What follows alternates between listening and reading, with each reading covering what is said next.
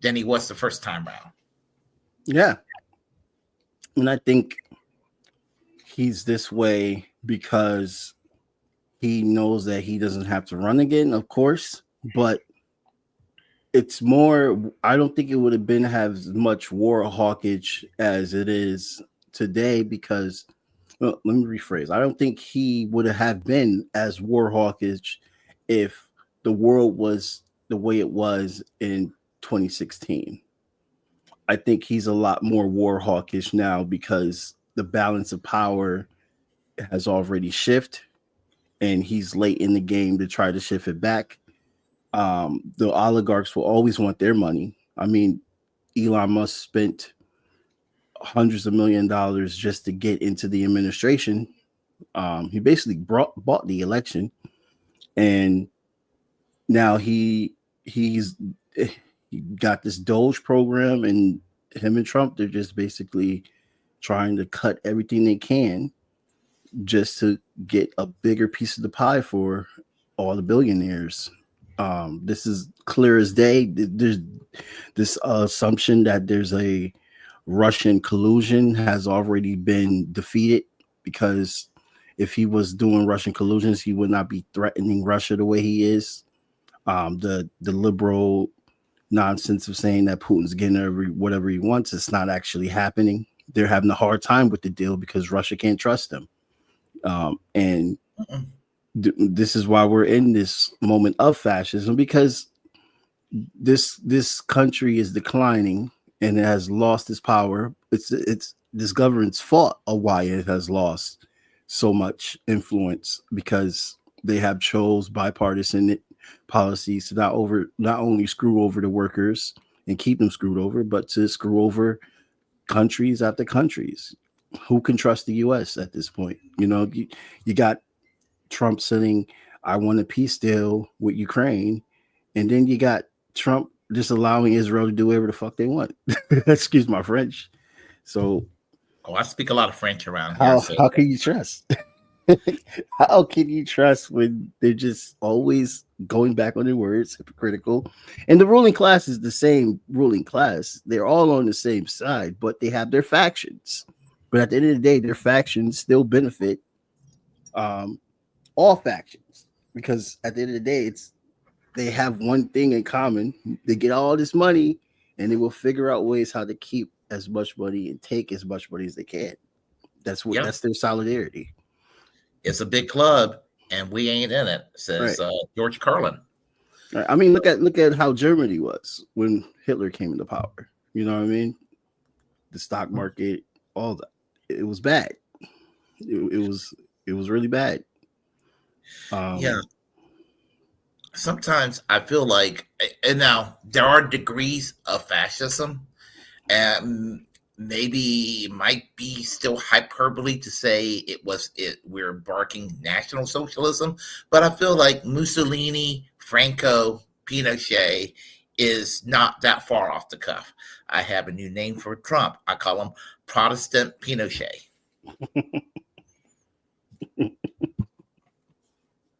Yes. Because he's behaving like General Augusto Pinochet, or wants to behave like him, but he's not Latin American, obviously, and he's not Roman Catholic. So Protestant Pinochet works for Trump. Yeah. And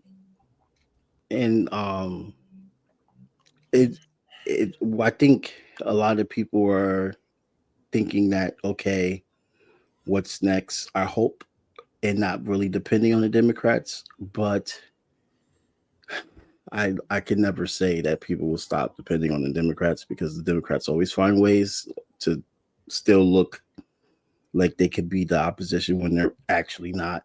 They're just complicit as well. They fear the other side. That's what it comes down to. You got Cory Booker blabbling for 24 hours or however how long that speech was, not mentioning Palestine or anything, not mentioning genocides in the Congo. Of course, no one's going to say anything what's happening with the Alawites right now, but he stalled. Good, that's cool. You did a filibuster. Okay, do that every day. Stop voting and being bipartisan and all this stuff. They called him Hitler. You called him Hitler. Do you know what happened to the people that called Hitler the enemy in the political world? They all got killed. They all got killed. Luxembourg, look it up. Look, she was a big known communist in the Communist Party in Germany. She actually has Polish descent. But she in, in her party, they in a whole lot of coalitions, they opposed everything. They were not willing to continue to go on because of this fascistic party. And if that's what you call the Republicans, you're not doing enough at all, because history has already shown that you're not doing enough, because you're not doing that. You're not becoming the full opposition. You're still going in, voting for what you agree on. Y'all agree on a lot of similar things that got to do with fucking war. and, and nothing's like, you're not telling me a TikTok video of you doing the fighting stance. Wow, that's all you need. Oh You yeah, think people just want that? Like, that looks silly. That did look silly. we got real problems that are still going on and are intensifying because this fucker changed the country in 2 months. Changed the entire country in 2 months. I remember. Well, I do think we're on the cusp of fascism, but it's not like we were a land of civil liberties and we were some Oh no, of no, social democracy no. or a normal free society that exists elsewhere. We weren't that. I mean, it was a lot of damage, and you know, a lot of a lot of people act like Trump was actually uniquely strange to the situation, but the thing about Democrats, they rehabilitate former Republican presidents, Yeah. including Ronald Reagan, who was Trump before Trump. Yeah. And Yeah, he's done a lot because of it's all a damage. big club. They're friends at the end of the day. Much as they try to act like they're not, years go by, they all suddenly got something in common. They're cool and stuff like that. But Now I don't listen to Jimmy Doris like I used to, but mhm. he did come up with a phrase in 2018 or 2019 that I to this day I do agree with passionately. And that was when the Democrats decided to rehabilitate George W. Bush because he said that the 2016 election had Russian interference. And it was his way of saying fuck Trump and without actually saying it. And all of a sudden you have Michelle Obama hugging on George W. Bush and everything. And he said this. He said that the liberals hated Ralph Nader because he supposedly gave us George W. Bush. Now that the liberals love George W. Bush, they still hate Ralph Nader. Look what Jill Stein's going through. She's Yeah, literally she's literally arrested for using her First Amendment rights. You know what I mean? And yeah. no one's saying anything about it because they still want to blame her. Why would you blame someone that is running? I thought, first of all, I thought that you guys believe in democracy. You don't believe in democracy when somebody's running against your party. And if Right. she gets hated for that, they try to say she was a Russian bot too. That was disproven in court. When she said herself that the only time she was near Putin is when she was at an event in Russia and she was there and he was there and she spoke. And when she spoke, she was criticizing him for bombing Syria. That's the only interaction that they had. But that's why she won the court case, because it's like you're just making smears at this point. And she should be her, Claudia de la Cruz.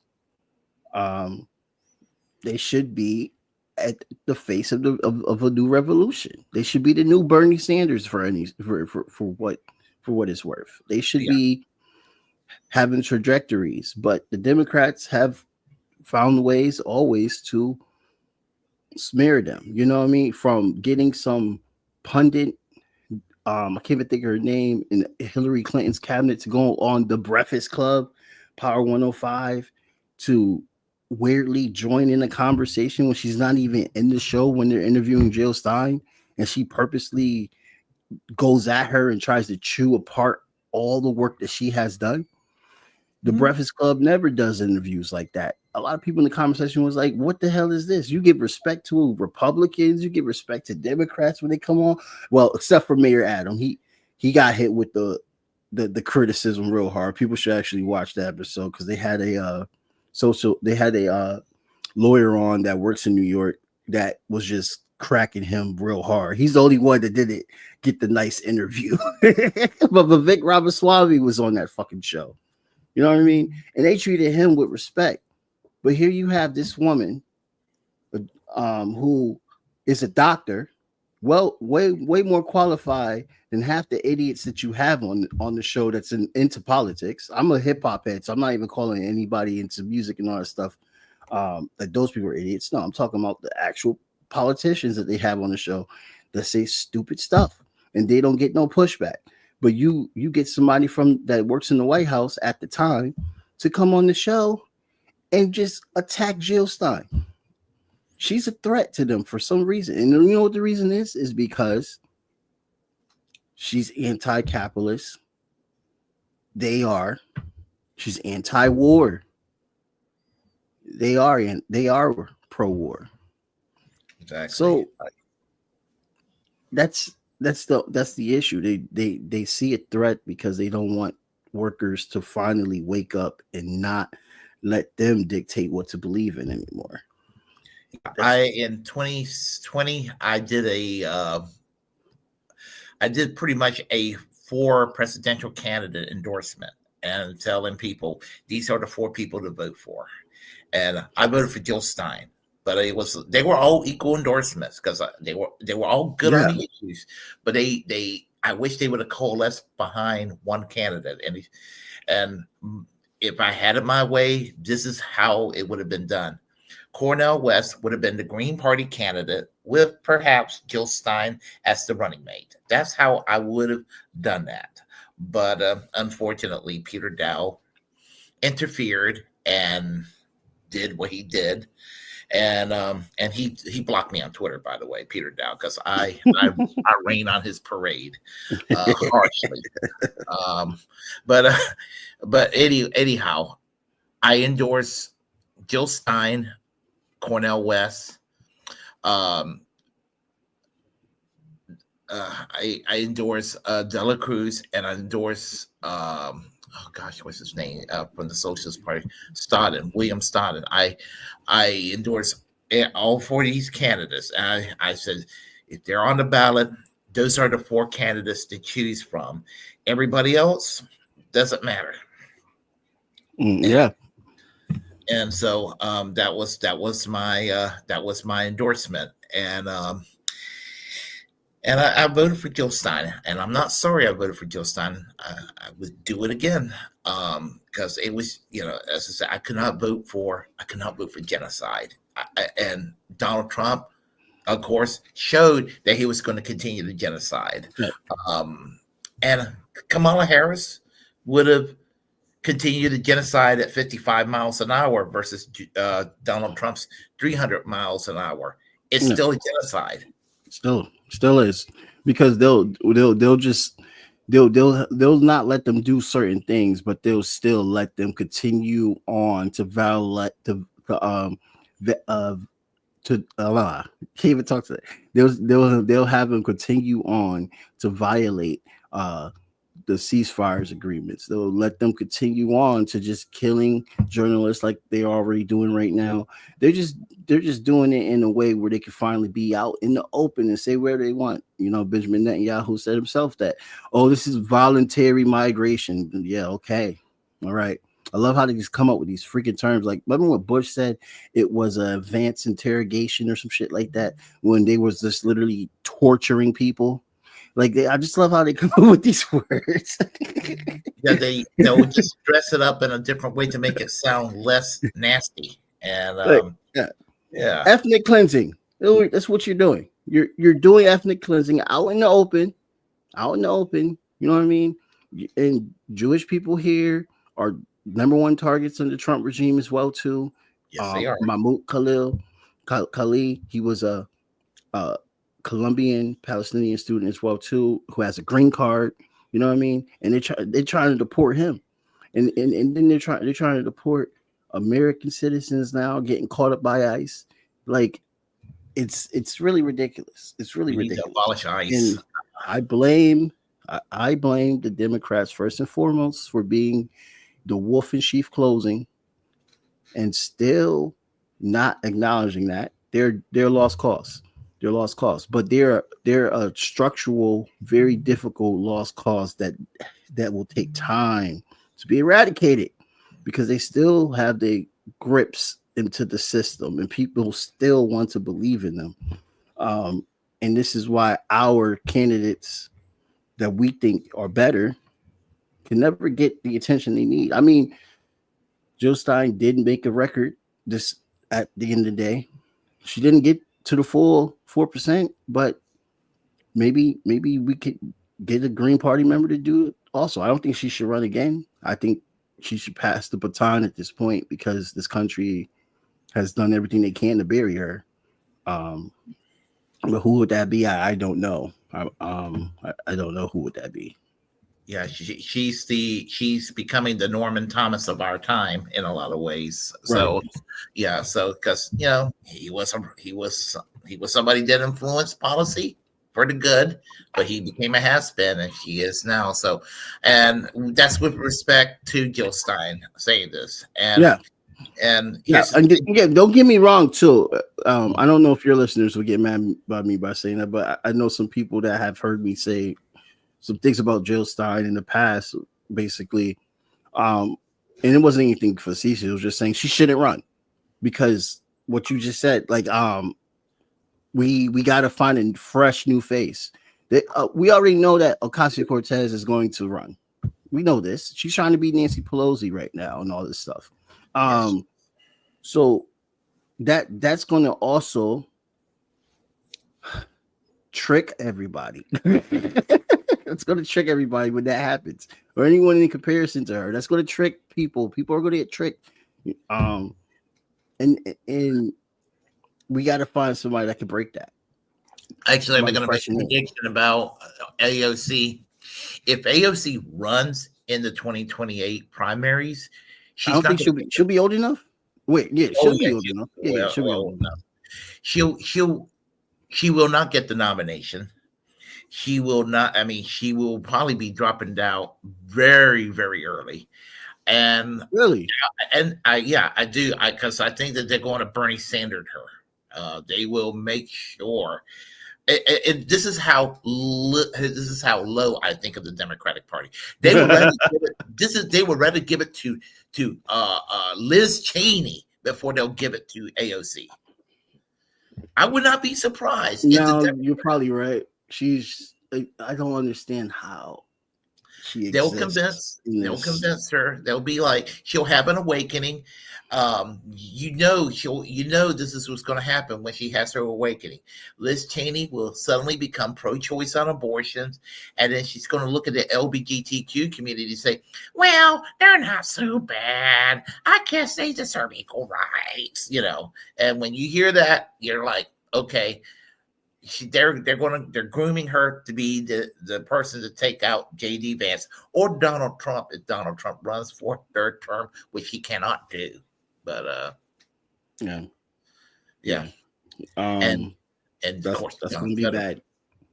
bad. That'll be bad. That's gonna happen. But that's also telling. Don't forget that people are starting to warm up to freaking JD Vance now. Because he just sounds like, oh, I'm anti establishment right now. You know what I mean? Like what they tried to call Trump, and which people still think that he's anti-establishment, which is absolutely insane at this point.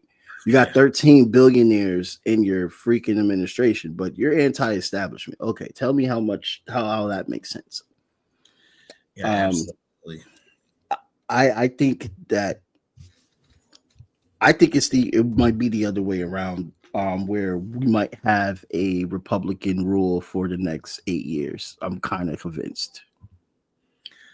Um, And if JD Vance wins the second term, then I'm really thinking that's what's going to happen. That we're going to have JD Vance for the next 2 terms after Trump.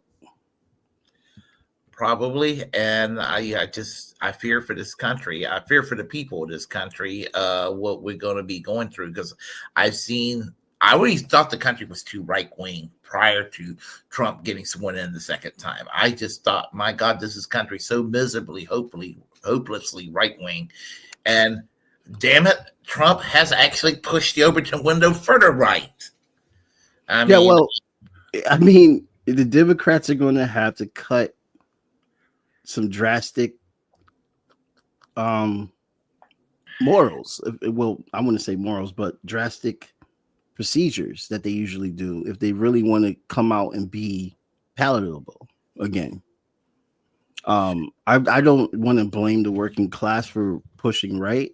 But I mean, at the end of the day, this is what happens. People, they go nuclear when the ones that you think is supposed to be doing the right job are not doing the right job. You know what I mean?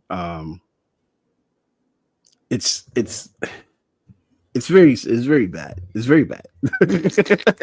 Like there's nothing else to put out. But what we can do, instead of being like what's the brother from Detroit? Not Detroit.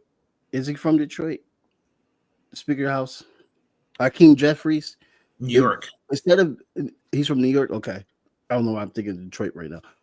Hakeem Jeffries, instead of being like him, being a little party pooper, talking about, so, oh, there's nothing we could do. I don't know what you want us to do, and stuff like that. Like, instead of just giving into all that and giving in all the blame game, this is the perfect time of all times to organize and to continue grassroots organizing.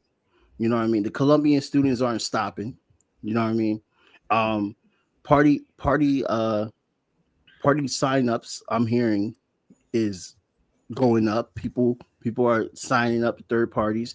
Independent status is growing. You know what I mean? It already is like half the country sees themselves as independent. So and a lot of veterans are pissed. And you rarely ever see a veteran rally against the president. You rarely see that unless I just don't see it in this area as much. Um, the postal workers. I covered a quick story and posted on my YouTube of the postal workers striking in New Haven. I was there originally to cover a trans rally, but the postal workers was they I guess they scheduled their event, their rally the same day, so I stayed, and I was the only pressed there. Like, imagine this is the postal workers. They're striking around the country. Like, did Trump threaten the media to not cover them as much? Because I've only seen a little bit of news coverage, but it's like at least 600 people there. You guys look at the photos on my page. It was at least 600 people there, and I was the only one with a camera and had a platform to show. Like, where's Fox 61? Where's News Channel 8? Where's CNN? This is a global, not global. This is a national phenomenon. Where is CNN? Why wasn't any of these news outlets covering the postal service workers?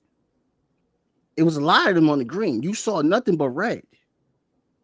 They they have given up, or they're just taking orders. You know what I mean? They just And don't want to cover labor issues. That's what it is with yeah, the mainstream media. That's what it is. Whether it's the national media or local media, um, labor are what they want to consider labor irrelevant to America. Uh, yeah, that's kind of what I get out of that. I remember I went to a rally in Charlotte, North Carolina. I was actually one of the speakers at the rally, It was the Southern Republican Leadership Convention down there, and so a bunch of And they let progressive. you in? No. We were protesting outside because Oh. President Cheney was going to be at the event, Right. and we had no media coverage or any. We were just totally ignored, and just like I know we had 30 people out there protesting, but it would have been newsworthy. Here's a Dick Cheney event. There's 30 some odd people protesting Dick Cheney. I would think that would have been newsworthy, but there was no. There was no coverage. The local papers did not cover it or anything like that. I mean, just and people's I don't know. It's just crazy. One question for you.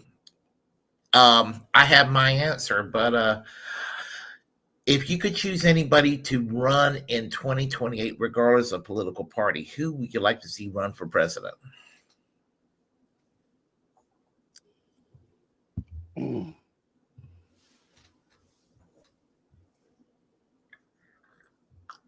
Shit. VP can be included too. I mean, I feel that Claudia Dela Cruz got a lot being younger and also being as fierce and consistent as she is. I think that she can be the next to take the baton. Um, I would definitely want to see her win. Um, I only saw her a few times. I didn't meet her like officially. It was waves and all that stuff and introductions. That's really all. Um, but I really like her as just as much as I like Joe Stein. I really think that she can be the leader that we need. Before I thought it was Gloria La Rera. Mm-hmm. Um, but she did her. She did everything she can. She knew Fidel Castro. She's a legend in the movement. But I really feel that Claudia can be the one. And I would love for Cornel West to be, at least VP or something. You know what I mean? At least in that administration. And there's nothing wrong. I don't know why I felt like he had a more powerful um chance than Jill when he was using the Green Party ticket. Me I don't know too. why. I feel like he killed his campaign as soon as he left the Green Party. But I would like to see. I think that would be a good team. I personally would like to see, and she forwarded my tweet, by the way. I was so happy about 2.5 months ago when she thought about me for 20 seconds. That was cool. I made a comment. I think I might have been commenting on Sabby Sab's tweet. I think it was that. But I said something about, Oh, I I think it have was to bring her Sabby Sab. back on the show. Yeah, I think it was Savvy Sap's tweet I was commenting on, but I said I would love to see Brianna Joy Gray running for president or something like that. It was something to that effect. I said she's got the positions. I mean, she's got the chops it takes on policy and everything. I could think of no one better than her to run. It was something along those lines, Mm. and I did tag Brianna Joy Gray in the tweet and she liked it and she tweeted. I was just like, oh, kick ass. She thought about me for 20 seconds. Yeah, but I mean, but I her yeah, growth is insane. Oh, sorry. I I would love to see her run, and I have a weird pairing of her and her VP. Mm. Brianna Joy Gray and TJ Kirk, the amazing atheist. I think that they will actually complement each other in a lot of ways because she has a very direct, um, soft approach, um, but she's sharp on policy. And the amazing atheist, he's he's also intelligent and everything, but he has a kind of a kind of a coarse way. And I think it would kind of work. They will work very well. You know, she can deliver policy in that cerebral way that can reach out, but he has a way of reaching out to more of a, I guess you could call a more dirtbag left elements out there. So I think they will work well together. Mm. Yeah, yeah, that's interesting. Her political growth is amazing too. Um, how she just evolved. You know, the Hill definitely is trash for letting go such a great talent, and of course they will because they're pro establishment. But you know, I feel like she has a great I'm a big fan of her work because when I was listening to her Bad Faith podcast, the frequent honesty, I that's what you want in a leader, just the honesty and analyzing and also understanding where someone is coming from while also being honest about your feelings towards a situation and not trying to sugarcoat anything. Like you could get a trust out of her. I think those are good traits for a good leader. And so I like that idea. I do. Yeah, I hope that if she ran, I like to think if she ran for president in 2028, I will be like, I hope I planted the seed in her mind to do that. So Well, what party would she run? What ticket probably would she running the go Green on? Party. She'll be probably, You think she'll do great? Because yeah, she's really friendly with Breakthrough News and the PSL camp as well too. So I was like, maybe that could bring a coalition of a younger party and the Green Party, just like coming together, be like a double ticket. That would be something that could unify. You know, I don't know if the USCPA, I even say that acronym right, the Communist Party of the United States would be down for that, but that's a way to try to unify two big parties, two big 30 parties. actually, I always felt like the PSL and the Greens had a kind of a cordial relationship in the Yeah, we 2024 do. campaign. Oh, well, am I saying we? I'm not with them right now. But yes, they do. They do. They definitely did. Yeah, with Peter Gosselin, he was a Green Party member, and when I was with the PSL in Connecticut, we did a conjoint endorsement, and we were on his campaign team, and he got over 8,000. He almost won. He was close. He was close when he ran for attorney general. Yeah, I listened to a podcast called ATP. Are you familiar with ATP, the Andre Tire Peasants podcast network? Uh, no. Yeah, anyway, I was listening to Andre, and he was talking, and the way he was talking about the Green Party and the PSL, that just came up with I was just like, I think they have kind of a kind of friendly relations with each other. You know, they're like friendly competition. Dela Cruz and Stein are like they're like friendly competition. I'm kind of cool with that. That's kind of cool. I thought, you know, Yeah. yeah. Yeah, yeah.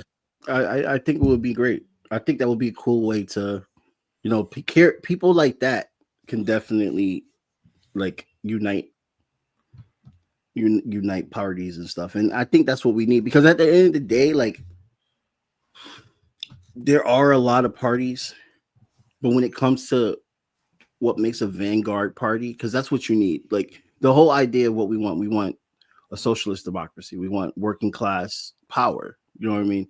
And in order for a working class power to exist, you need a vanguard party. And who will be that vanguard party? You know what I mean? And no disrespect to the Communist Party of United States, but they're not. Really, no disrespect, no disrespect to them. They're not. I hope I don't know your listeners, but I don't want to offend if anybody is a member of the Communist Party of the United States.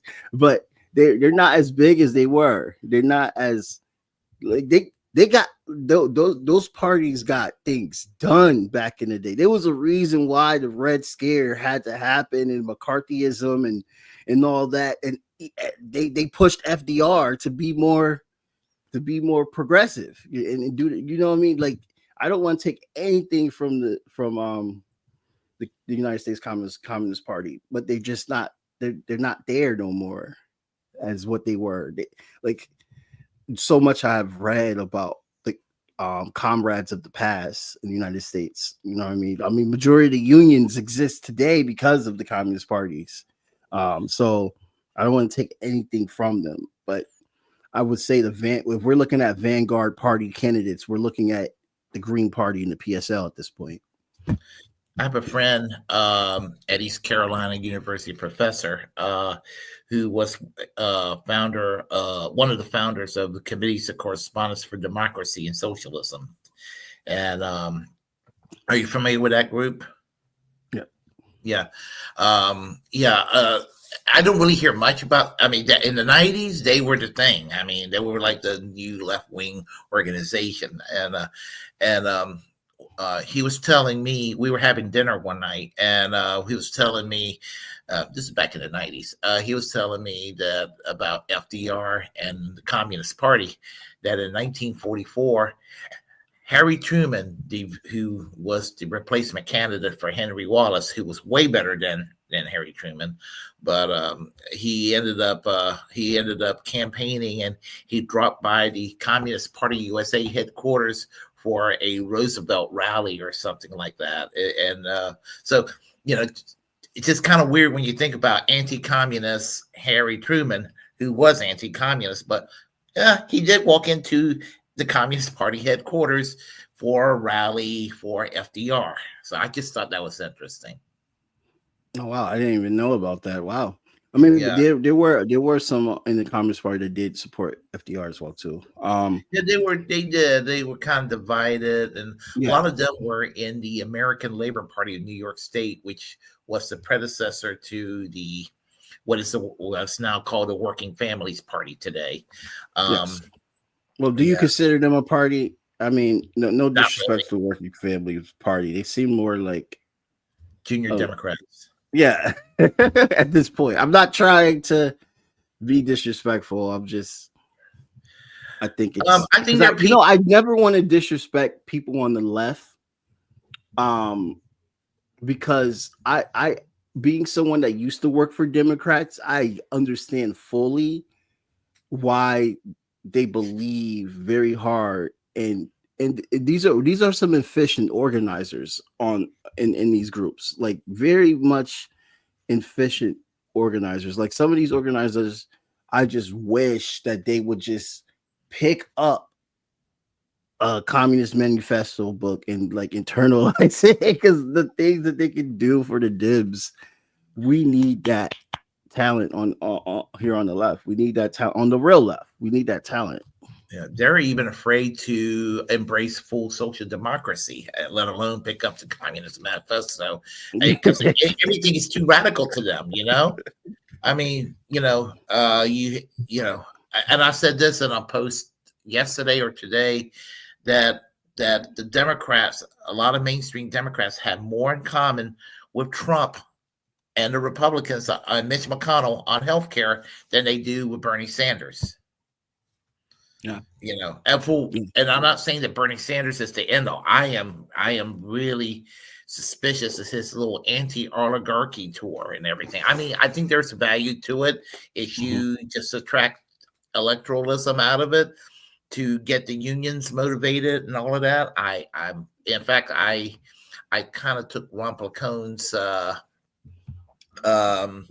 point of view about that. The Worker Strike Back Conference of Kashama Sawant was valuable, and I personally think it was a little more valuable than the Bernie Sanders going to Iowa and Nebraska. But I'm not going to say that I'm not going to say, well, fuck what Bernie Sanders is doing in Nebraska and Iowa fully. I mean, on areas where he's truly committed to worker empowerment, I'm all about that, but I'm not about the sheep herding into the Democratic Party. If that makes any sense. No, it makes perfect sense. I think also when I do think it's just how do we break that barrier, man? Because now is the time for revolution.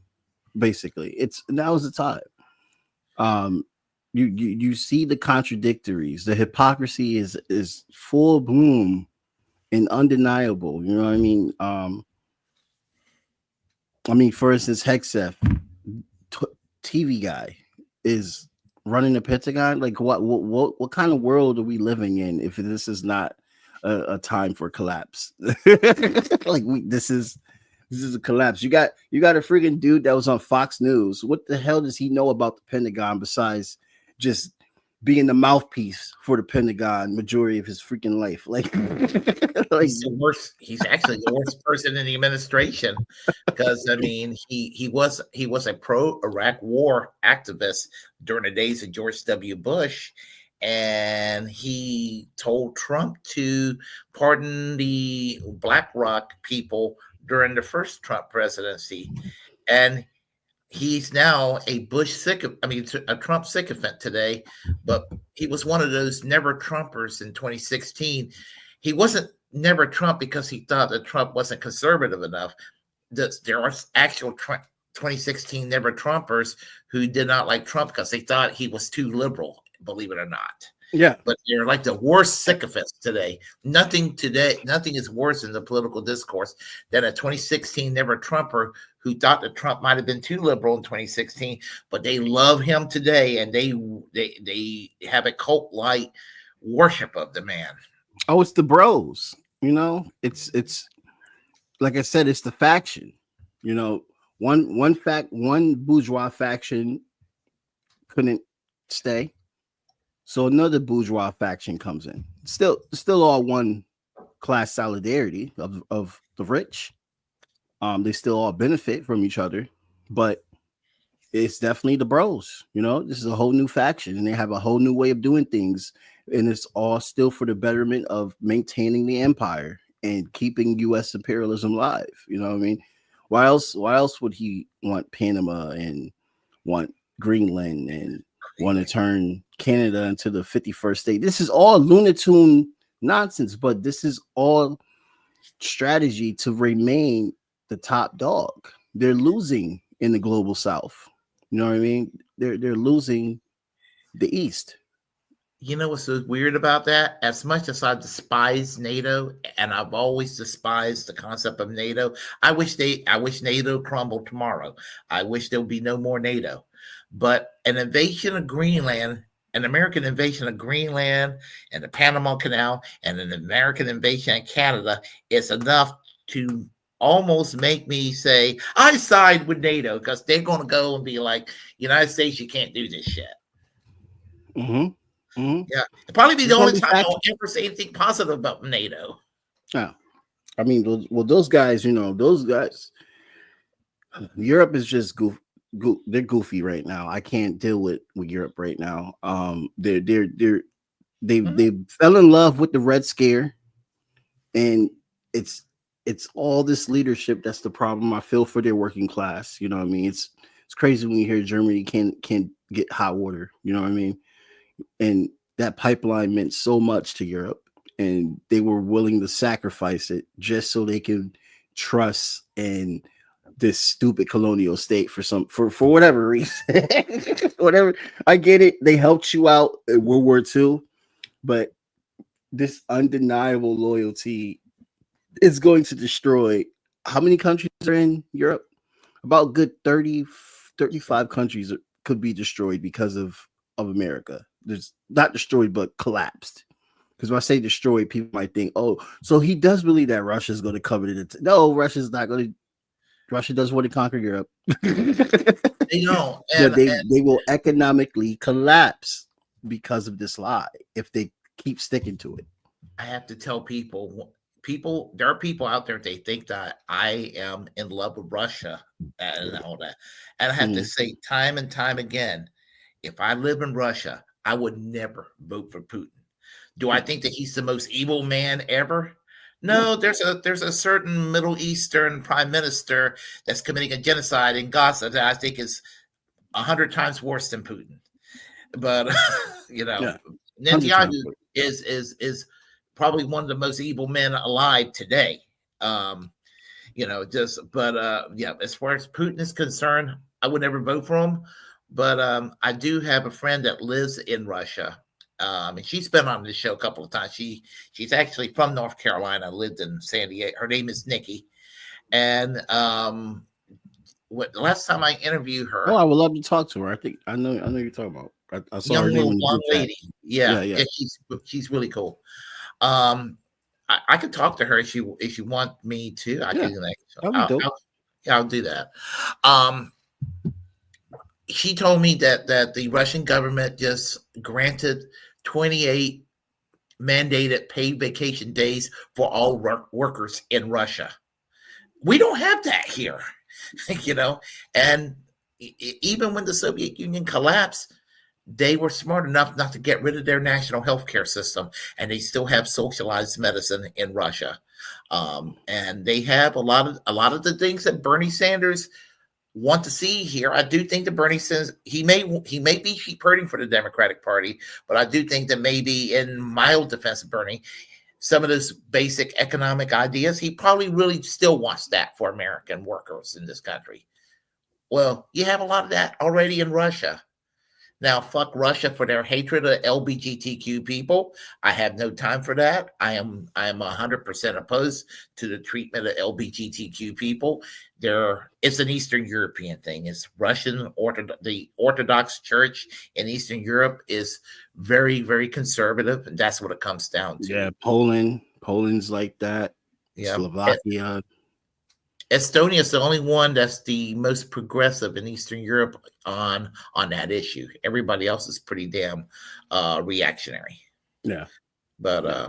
yeah, I just wanted to make a point to Earl. I am not a Bernie Sanders fan. Bernie is a liar. Yeah. Yeah. Oh, my friend Earl is also from North Carolina. Here, he's from He's like, I'm Wilmington. not here trying to hear that. He's like, I'm not So trying to hear that. yeah, yeah. But yeah, I know I'm the most angry at Bernie as have ever been in my life, and and I kind of bragged that I was the first Bernie bro online back in the 1990s. And with Bernie today, I mean, half the time he is insufferable. I Yeah, I mean, mean, what is his position on freaking Israel? Really, like you're like you acknowledge that there's a genocide going on, but you still think that state deserves to exist. Like it literally was invented by the UN, bro. Like, I got an answer to that actually with Bernie's situation. it, Bernie's parents, let's see, Bernie's family died in Poland. His father barely escaped. mm, Um, but with Bernie, yeah, it was a different time when Israel was supported by the left. And he lived in mhm. the kibbutz back in the 1960s. I think that he's not let go of that particular part of the past that doesn't exist anymore. Well, you gotta let it go, Bernie. You gotta Yeah, let it go. You can, um, Jewish people, they Jewish people and Christians and different faiths, Muslims, you know what I mean, they all coexisted in Palestine. You know what I mean, there's nothing, you're not going to miss much. It's going to go back to the way it was where everybody was cool. That's it. yeah, yeah, yeah. That part is true. And a lot of people don't remember that prior to the creation of Israel, that the local population and the Jewish immigrants that were living there did get along. There Yeah, was no hostility, and they were treated far better there than they were in Europe. right. So, um, and all And that that's all came. that's going to happen once this state gets the. I believe that we will see the end. Just like how we saw the end of a South African apartheid, I fully believe that we will see the end of an Israeli apartheid. I fully believe that. 20, 20, I 30, have 2035. optimism. Which is that? 2035, 10 years. I give it 10 years. Oh wow, you put a time date on Yeah. I it. could be wrong, but I think by 2020, 2035, prior to it, the country will no longer exist. Mm. I mean, because they're already in economic strife right now, and majority of the world does not trust them or Yeah, like them. yeah, and the of all the crimes they committed prior to October 7th, this is far worse than any crimes they have committed prior, and they've done plenty Yeah, prior to yeah, October 7th. But this is objective. I mean, and the Christian evangelicals, the people who not only hate Muslims, they hate Jews too. yeah. They're They're anti-Semitic. okay. They're anti-abortion, but they're Yeah, okay with baby limbs being, you know, separated from. They're okay with piles of baby bodies over there in Gaza. I mean, I tell them, don't ever lecture me about pro-life. right. There's nothing No, pro-life about that. no, it's not. And you're seeing this mass exodus, and the West Bank is just they're trying to carve it up as much as they can. They're trying to carve up in Lebanon. They're trying to carve up in Syria. Stupid Al Jelani is basically trying to be, um, you know, partnership with that was just leaked. That Al Jelani, this was leaked on by a guest on the Jamal Thomas show. I got to make sure I always tell my sources. What was his name? What was his name? I can't think of the guy's name, but when I think of the guy's name, I'll tell you. Um, Al Jelani, the new interim president for Syria, is secretly, like in contact with Israel, just letting Israel do whatever they want, and Yep. that's what Syrians have to deal with. You know what I mean? So I feel for the Syrian population, especially the Alawites and the Christians, because there's a massacre going on, and Al Jelani told them to stop filming because they were filming. My phone. Let me tell you. Let me tell you guys. Um, on Telegram, I have a lot of sources on Telegram, and that's where I get a lot of international news. And this is a Telegram app, Telegram page where I was getting direct posts from Al Jelani's regime soldiers that were posting on Twitter, posting on wherever their social media pages are, of killing children. You see their bodies, killing women, making men walk and bark like a dog, like crawling on the ground, barking like a dog. It was a lot going on. And there's no way to justify any of that. Those don't look like revolutionaries to me, Willie Bragg. Mhm. Those don't look like revolutionaries to me. Those look like authoritarian regime style assholes. John I'm gonna put it a different way because I'm not gonna use the word terrorist. Everyone's a terrorist now. They have used that term for everything. If you don't like Tesla, you're a terrorist now. So I'm not going to call them terrorists. They're not terrorists. They're authoritarian assholes. John Just like the Bolton. authoritarian assholes that was in Italy during Mussolini time, Nazis. These are your Arabic, Middle Eastern authoritarian assholes that are paid off the behest of my tax dollars, Turkey's, and Israel's. Exactly. Exactly. Now, regarding Syria, John Bolton was actually urging, when he was in the Trump administration, that the U.S. should back Al Qaeda to bring down Assad. And honestly, I'm going to be honest. I'm glad Assad is safe. I am glad. I'm not going to say I would be supportive of Assad if I lived No, in I Syria, was but never support. he Yeah, was he was the lesser evil yeah, in that regard, if you want to use that term. He yeah, yeah. protected Christians, Nala white. Alawites, and Muslims. Yep. He was sort of like he kind of kept Syria together in a way that Tito kind of kept Yugoslavia together. Yeah. I Um, mean, Saddam Hussein as well had religious freedom in his country. and women have equality on par with the West. I mean, they didn't even have to um, what's it called, the burqa and the what you call the head scarf, the head Yes, covering. Yeah, it was burqa. Yep. yeah. They didn't even have. They weren't even required to unless they wanted to. Hmm. And so yeah, and we saw what happened in Libya. Libya, it was the most prosperous country, and I found out how much Gaddafi did for his people. You know, we were trained not to like Gaddafi years ago, Yes, we were. and now I look at Gaddafi as, again, not perfect, but you know what? Everybody had health care, a universal basic income. Yeah, pretty much there was no homelessness. It was, I mean, he's done a lot for the people, and now today, slavery returned to Libya. Yeah, The man yeah. was stabbed in the asshole. That was his final outcome. I mean, I was just like, I saw that on YouTube, and I was just like, gosh, that's graphic. No, no, it's, and now you have Alberhima Traore, who is basically the new Thomas Sankara in the Burkina Faso. And one day, hopefully, he cannot be um someone that gets murdered for just being a true revolutionary, being executed for being a true revolutionary. You know what I mean? I'll tell you one thing, Willie Bragg.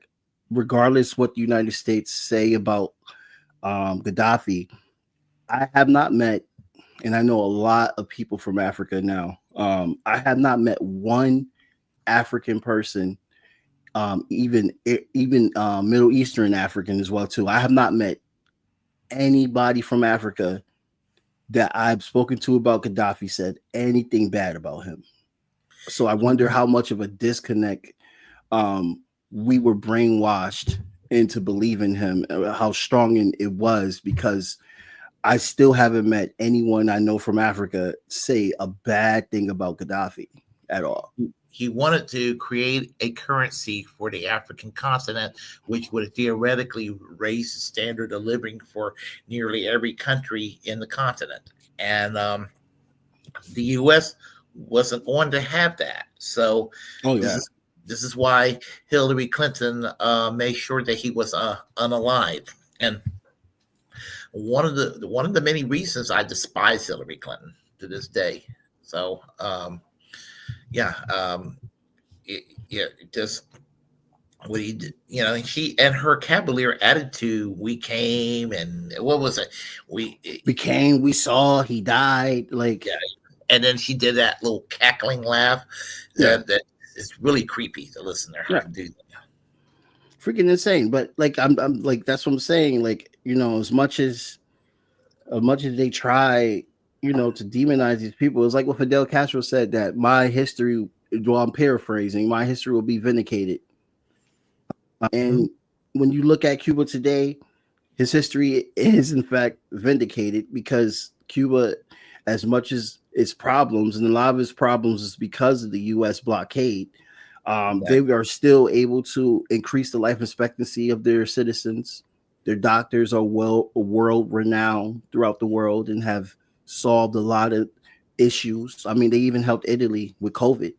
Who would have thought that Cuban doctors will get respect to go to a European country, and actually save lives with dignity and respect? You know what I mean? Cuba today would not be Cuba if it wasn't for the July 26th movement. So, you know what I mean? And of course, it's not like Gaddafi, where I can't find an African American, not African American, a Cuban American, or in Florida, where you can find a lot of them that hates Cuba.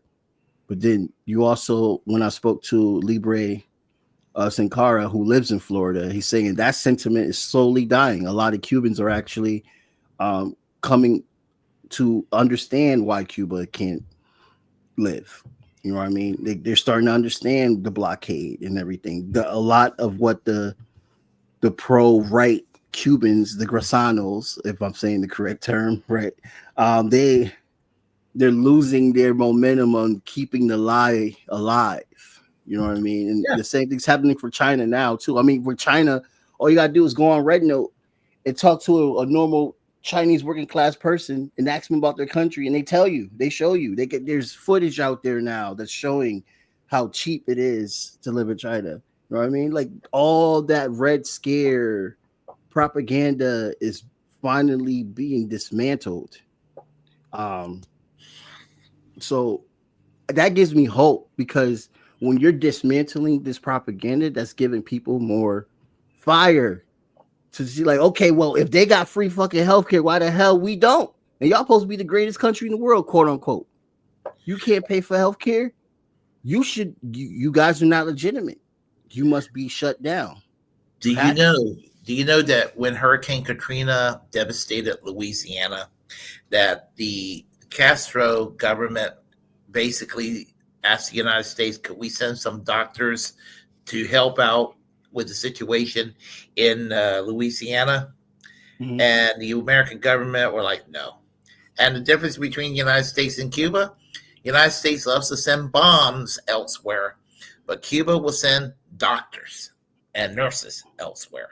Right. And just and I remember with now, unfortunately, Michael Moore is kind of a shit lib today, but still, his 2007 movie Sicko was one of my favorites because I mean it was nothing but just non-stop truth bombs. Whoops, looks like we lost Jamar. Hopefully, he'll come back. I will go and let me hold on. Let's see. Add to the stage. Welcome back. Sorry about that. Oh, I was you're fine. trying to download a video to prep for my show, and I hit the wrong thing. My bad. No, you're okay. You're okay. I was just saying it was just like nonstop truth bombs in the movie Sicko, and so much so that Wolf Blitzer and Sanjay Gupta on CNN decided to literally take a shit on the movie, and Michael Moore came in the next day to fight them and took them on. But Now, anyway, which movie was this? I missed the Sicko, part. Sicko. Okay, Sicko, yeah, Sicko. Uh, I'm gonna Somebody go told check it me out. that he should go to prison for going into Cuba and propagandizing their healthcare system. I was like, what? For telling the truth? Propagandizing. The UN acknowledged that they have the best healthcare in the Western Hemisphere. Exactly. So I mean, it's just yeah. It's just yeah. As I said, I mean, just what you know what he did was actually awesome going into Cuba. I'm like, no, he shouldn't be arrested for treason. He should be commended for going to Cuba and everything and telling the truth about the healthcare system. You can Yeah, have a debate about some other aspects of Cuba, but I will defend Cuba 100% all day long when it comes yeah, to housing and education and healthcare, and even on some civil liberties issues, they have actually improved. I mean, yeah. there's no death penalty in Cuba. They don't have a death penalty anymore. LGBTQ rights are Recognize. are recognized. You know what I mean? In fact, they have a program where they they make sure that they protect LGBTQ rights. It was actually a program that was uh it's called Synex, I believe is the name of the program. Synex. Um, Fidel Castro's daughter was the one that helped spearhead that program, and a lot of people don't know, but you know that program is also a global success as well too, because they have went to countries that allowed them to come over, and they show them how to have LGBTQ rights. For instance, one country that a lot of people don't like to think of in the great light, North Korea has Synex in their country where LGBTQ people are giving equality and rights. And it's the Cuban government that spearheads that program in North Korea. So there's a lot about Cuba that they don't want you to know about. And it's what's amazing is that they're able to do this while still under a blockade. How the hell they're able to do it, I don't know. How the hell is Yemen able to have hypersonic missiles and all this stuff when they're like the poorest country in the world? I don't know. People just figure it out. And Yeah, people just figure it out. There's a lot of smart people in the world, and it's amazing to see this. It really is amazing. absolutely. And just no, I don't have my Che Guevara poster in. I'm actually in the dining room where I'm doing my videos. I've been doing this Mhm. for a while. I just got a new dining room set, and I've been kind of restructuring everything, moving everything around. So, but in my studio, I have a Che Guevara poster on my wall that I have prominently hung. So whenever I used to do my thing, my live stream in the spare bedroom, which is my studio. I'm looking at Che Guevara as I'm actually doing my live stream. So I stand in solidarity with the Cuban Revolution. And because they've done a lot, and they have actually where they've actually did things that were questionable in the past, they corrected it. Yeah. No, Cuba was anti Cuba was anti LGBTQ once, even under Castro. It took Castro a little bit of time to uncolonize his mind on LGBTQ rights. You know what I mean? They have, the USSR, I mean, which contributes to Eastern European homophobia. The USSR outlawed same-sex marriage and all that because they saw being gay, trans, bisexual as a bourgeois thing. So it's always good to see the growth and acknowledge the growth because you know the sole purpose of anti-communism and red scare propaganda is to dehumanize people that live there and to dehumanize the government. So it's these stories have to be told, and if they're not, we're not doing that our part to show that there are other ways. You know what I mean? Of course, Cuba would never have a GDP like the United States, but there's things that we can learn from Cuba, just like there's things that Cuba can learn from us, and we should. And it's long overdue with this blockade. This blockade should end. It should end right now. It should. And in regard to the Soviet Union, it was Stalin that criminalized the LGBTQ. But when the Bolsheviks took over, Lenin actually Yeah, you're legalized right. Yes. Yep. homosexuality. Yeah, so Yep. I think they might have been the first country in the world in our modern times that actually kind of spearheaded the movement for liberation for LGBTQ people. They Right. were the first country in modern history also to legalize reproductive rights, which I think that's still pretty protected in Russia today, if I'm not mistaken. Yeah. Yes, that is. Yeah. I mean, I wonder. I wonder. I wonder how much. Just bringing up Lenin, how much the USSR would have been if he didn't die early in the revolution. It probably would have been such a different. Um, I mean, I, I'll say it. I want to say it, but I don't want to say it because a lot of old school socialists they don't like that opinion. But I would think if Lenin, you know, lived, he probably would have. The USSR probably would still be around today. Um, I really do feel that way. I do feel the USSR will probably be around today if Lenin survived and did not die early in the revolution. Like he died in like what 1926, very 26, so yes. early, so early. Yeah. You know what I mean? Like it only been a revolution for like 6-7 years when he died. Yeah, because I mean, I think he was born like in the 1870s, or Yeah, I I'm not sure what year he I was didn't. born at the moment, but yeah, I mean, it was a lot going on at the time and everything, and then there was the Stalin Trotsky kind of thing, Yeah, that was unneeded. and people that are beefing between that nowadays too, y'all gotta chill out in the socialist community. Like that whole thing was unneeded. What those two was doing, like both of them were wrong. Okay, everybody wants to defend Trotsky more, and then some people want to defend Stalin. I was like, they both were wrong. All right, but one thing that I will always give Stalin, we need a Stalin now, and this probably going to be controversial for people to say because some people don't like Stalin. But we need a Stalin now because there's freaking Nazis in America. And who took out the Nazis best? It was Stalin. Maybe he made some wrong decisions with making the pact, but he corrected that. And the people had issues with his with some of his leadership. Some of it wasn't even true with what happened with the military.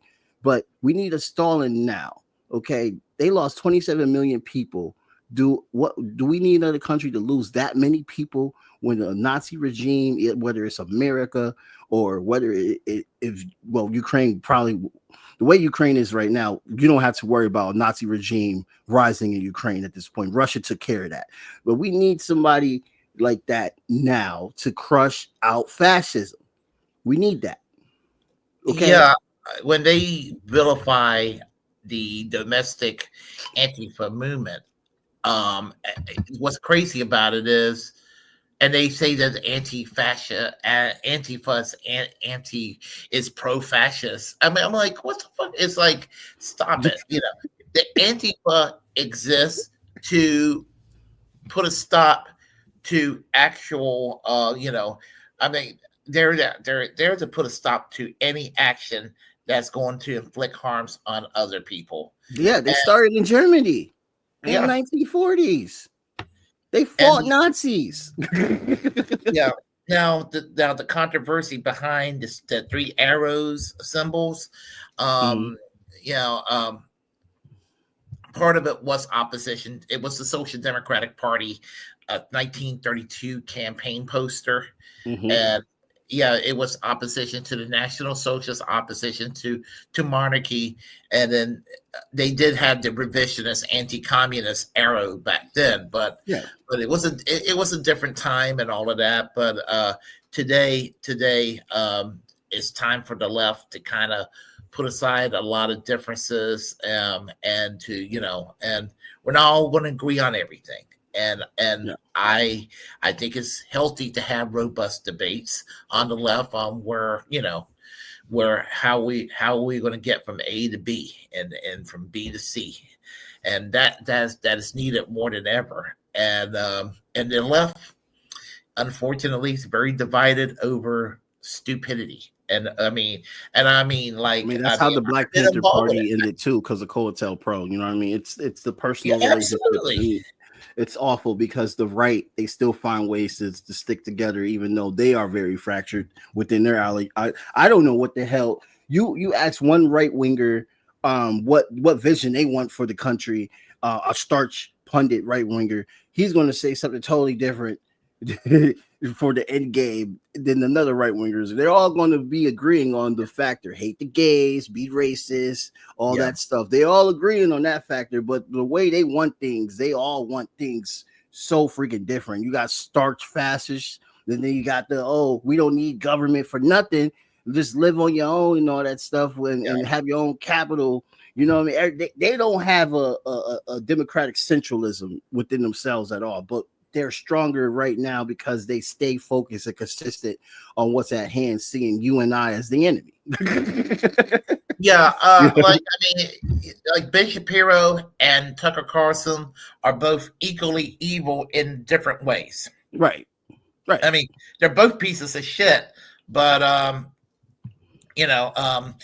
would say, let me put it this way.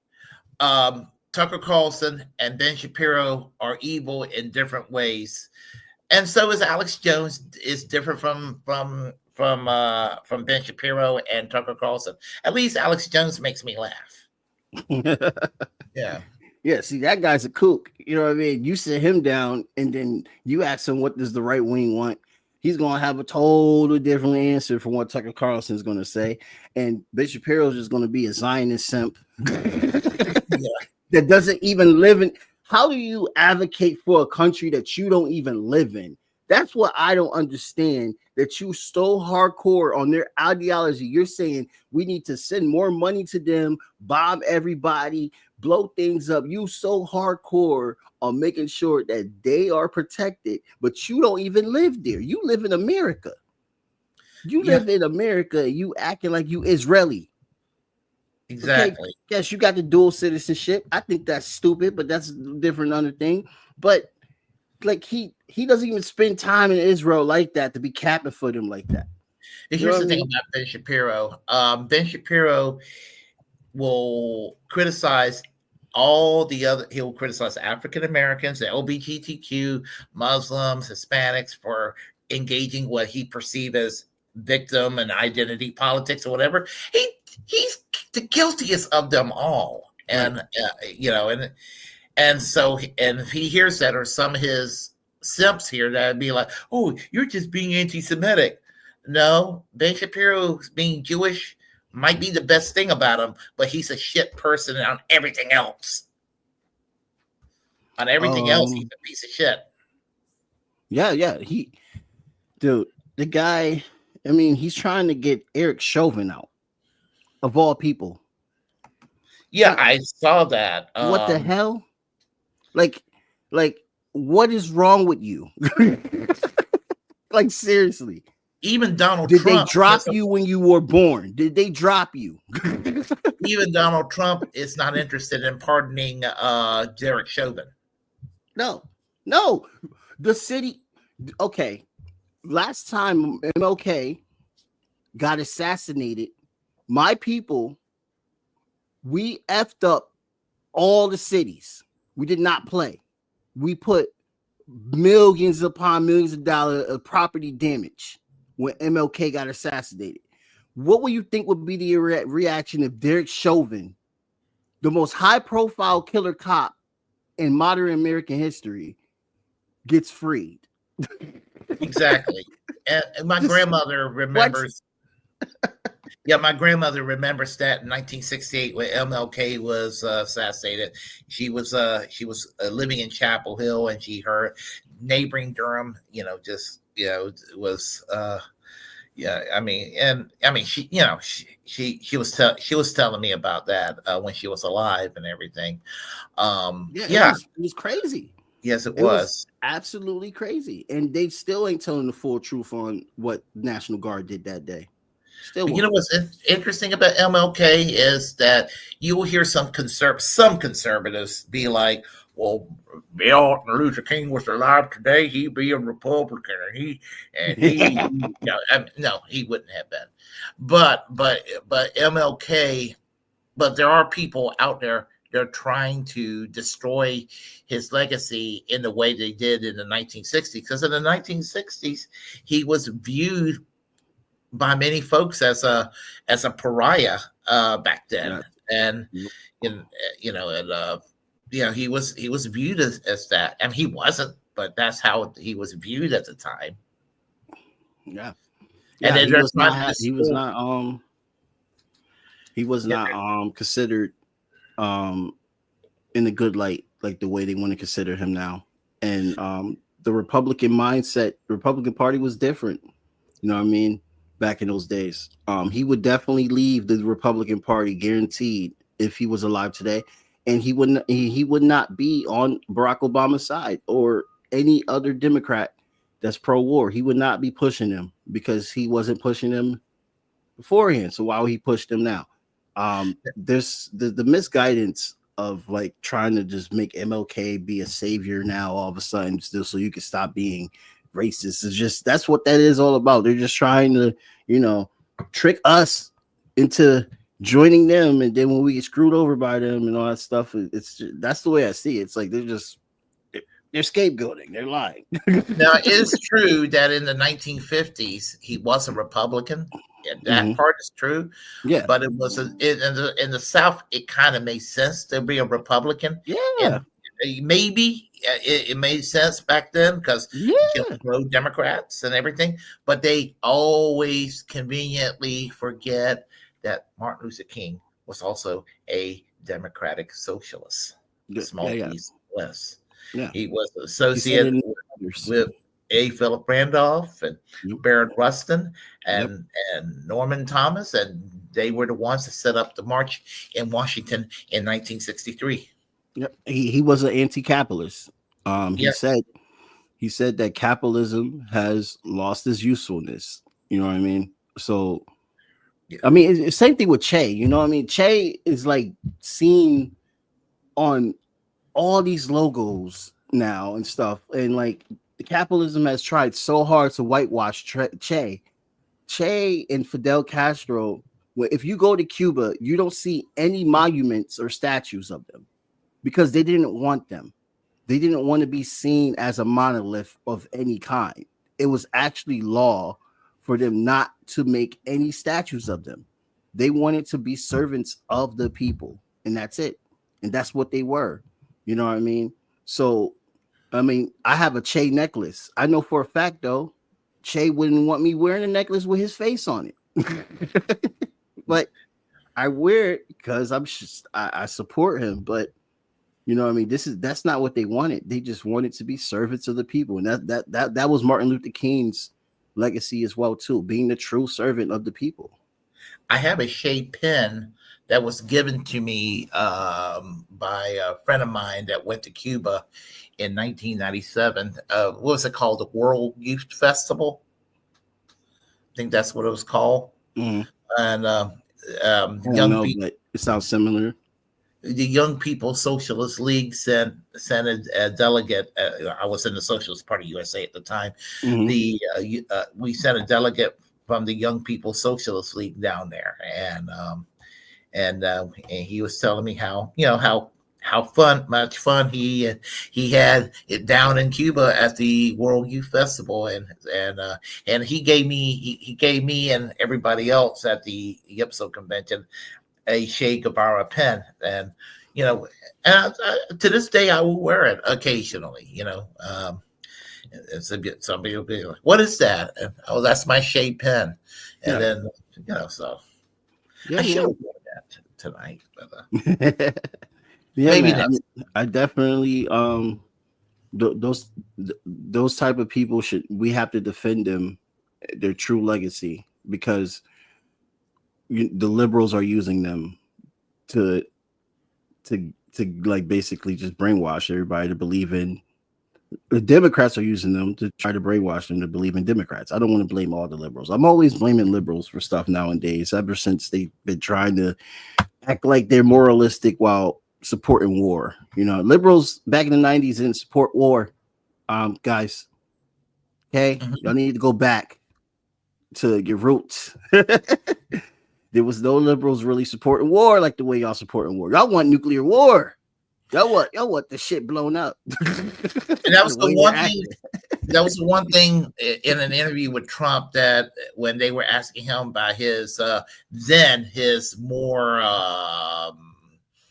I don't want to call him a pacifist, but more negotiating tendency on Russia, and he told a reporter, I don't want to die. I don't want people to die of a nuclear war. It was something along those lines. I was like, okay, that I would agree with. But unfortunately, once he became president, he decided to become continue the George W. Bush, Dick Cheney neocon doctrine.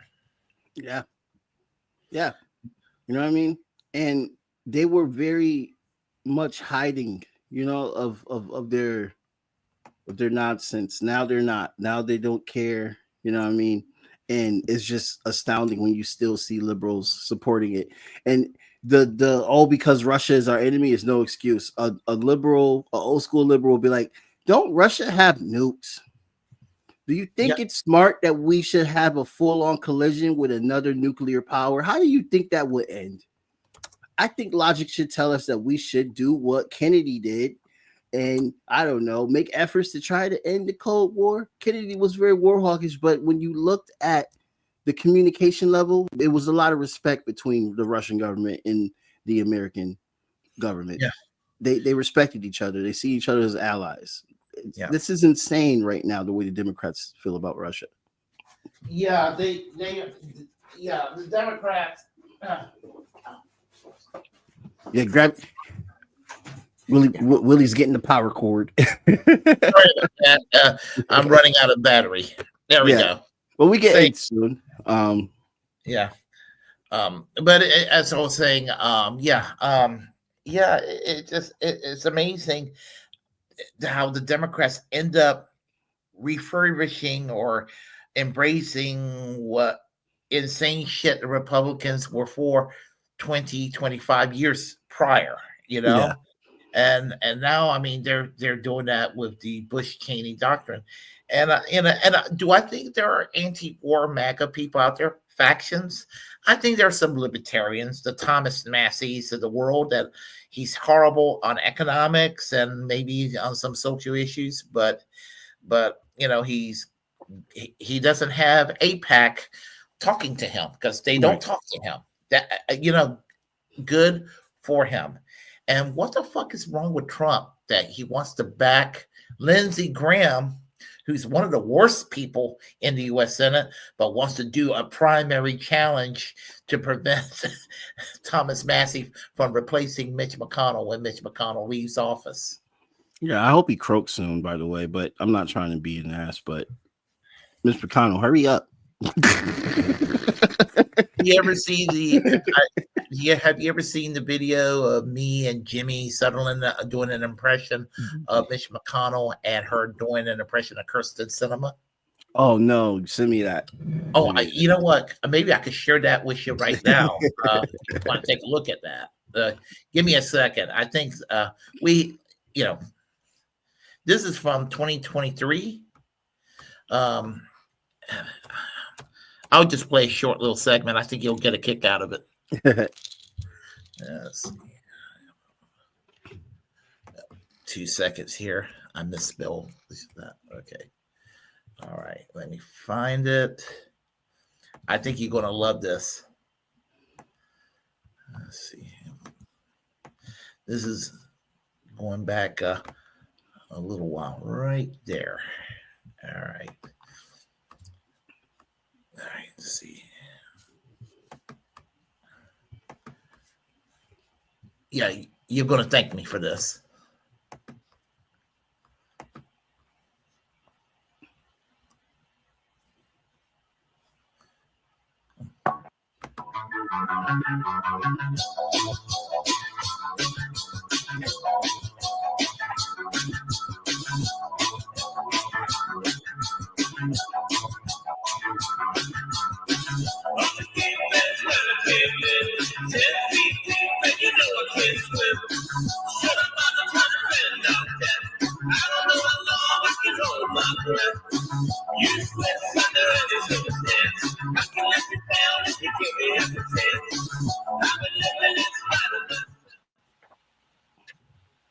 Hello there. Howdy. How are you doing, ma'am? I would just like to give a thumbs down to your awesome look today. I am here for it. That's great. You know my slogan, fuck the poor. Sure. It's For oligarchy all the way. We support constitutional republic to just deviate people from the issue of democracy. And we disguise it with patriotic slogans like constitutional republic, which is just a It's like I'm watching SNL. Right. That's Say right. no to $15 minimum wage. Exactly. And I was worried back in 2018 that we were going to have another Bernie Sanders or an Alexandria Ocasio Cortez, and you came around pretty good. And I'm Thank you. proud. So proud. That's right. That's right. I listen very well. I listen to my teachers, people that pay me really, really well. Those are the people I love so much. They make my day. I absolutely adore them. America great. That's right. Make America great again. I mean, blue wave. Yeah. Yeah. We know, we got Biden. We control him. Yeah, I mean, he's no different. I mean, he's just like all the rest of us. He promises people things and then he doesn't give them anything. That's what makes America great. So yeah, he's on our side. He's one of us. I've been in power since 1984, and I will tell you something. Doesn't matter if I'm the minority leader or majority leader, I get my way. I know this institution real well. Oh, Everybody I cannot wait to learn from you. Oh, I can't wait.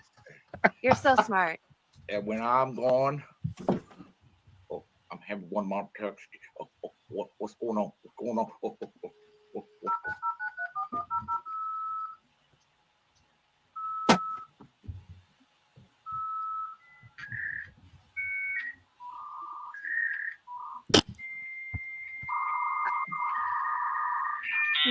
Mr. McConnell, is everything okay?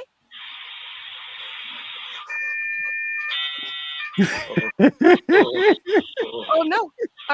Are you okay, Mr. McConnell? I think we lost him, you guys. I think he's glitching.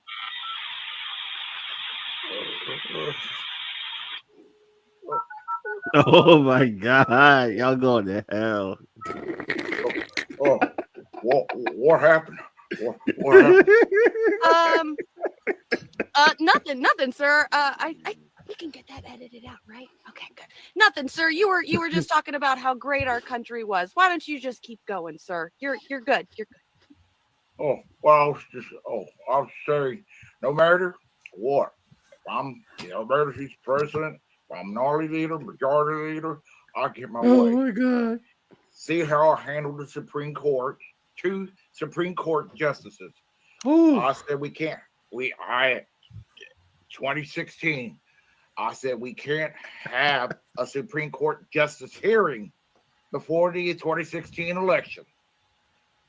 And in 2020, when Ruth Bader Ginsburg died, I turned around like the hypocrite I am, and I went and rushed in a Supreme Court justice before Donald Trump lost the election.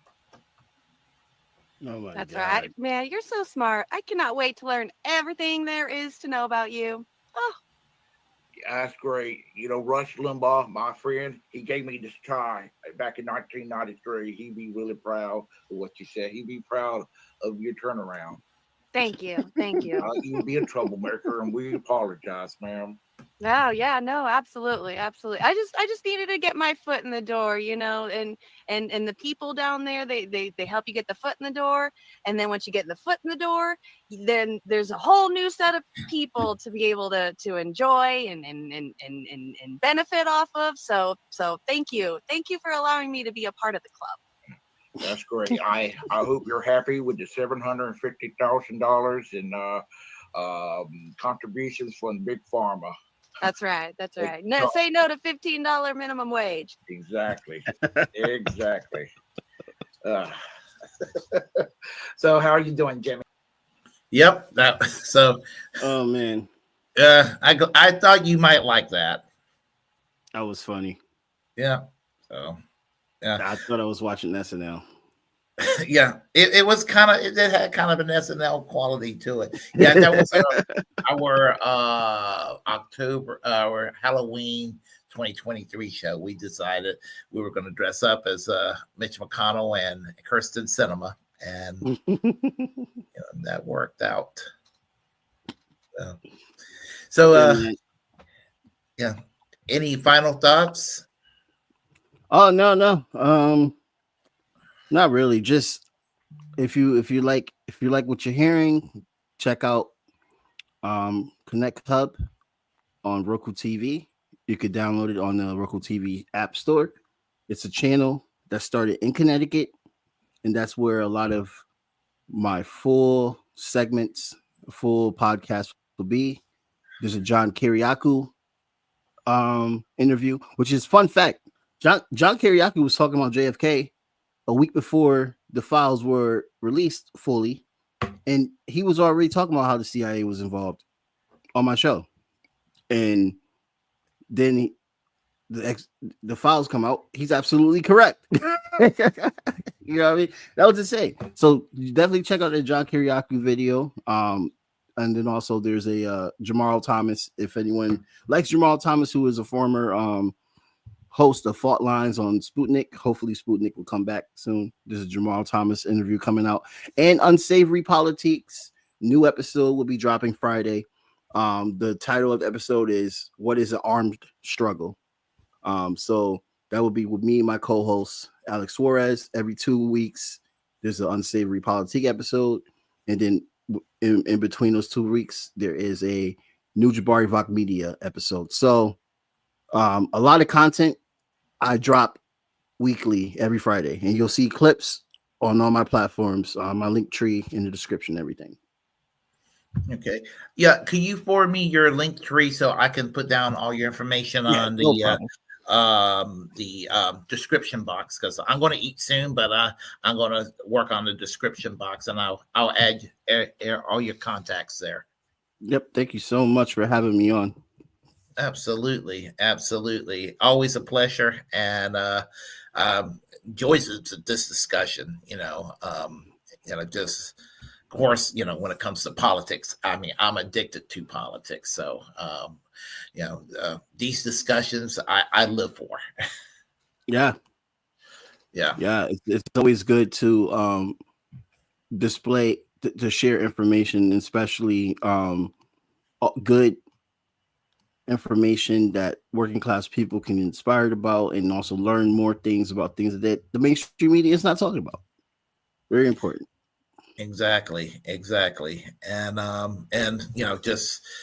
because I tell people to just write off corporate media, all of it. Doesn't matter if it's, of course, Fox News and Newsmax, that's garbage, but so is CNN and MSNBC too. I mean, and just it's all garbage. And if you're going to get information, always go to an independent source. And independent source will tell you things which are relevant that the mainstream media do not want us to talk about. Yeah. Which is why we should be talking about it. Yep. So, exactly. So, anyway, I guess I'll let everyone thank everybody for showing up on the chat line. Dr. Nick Riviera, Jamar Jabari, hello. Let's see who else we have. PHX Francisco. We have Laurel. We have hold on a second here. Looking back, and because I don't want to miss out on anyone. Max Sarjay and Miguel H. And I will be on tonight at 7:30. I'll be live streaming. So this would be my second live stream of the day. I didn't do one the other day because I was just too tired. It happens, Yeah, we're working class people, guys. Yeah, there are just times I'm just like, I just don't have it. I'll have a show prepped up, but it would be like, well, I'm just not going to be all that alert. So I try to do Monday, Wednesdays, and Thursdays, but sometimes it doesn't work out that way, and I will let everyone know. So anyway, everyone, if you like what you heard, please press like and comment. Comment any way you disagree with what I have to say. And when you press like, it helps with the algorithms. Feel free to share the content on this channel. Also, if you have a platform, please utilize it, because we are the muckrakers of our time. And I say this as a free speech absolutist, reject corporate media. Subscribe to the Willie Bragg Show on all my platforms. Subscribe and follow Jamar Jabari on all his platforms, which I will be putting down in the description box very shortly.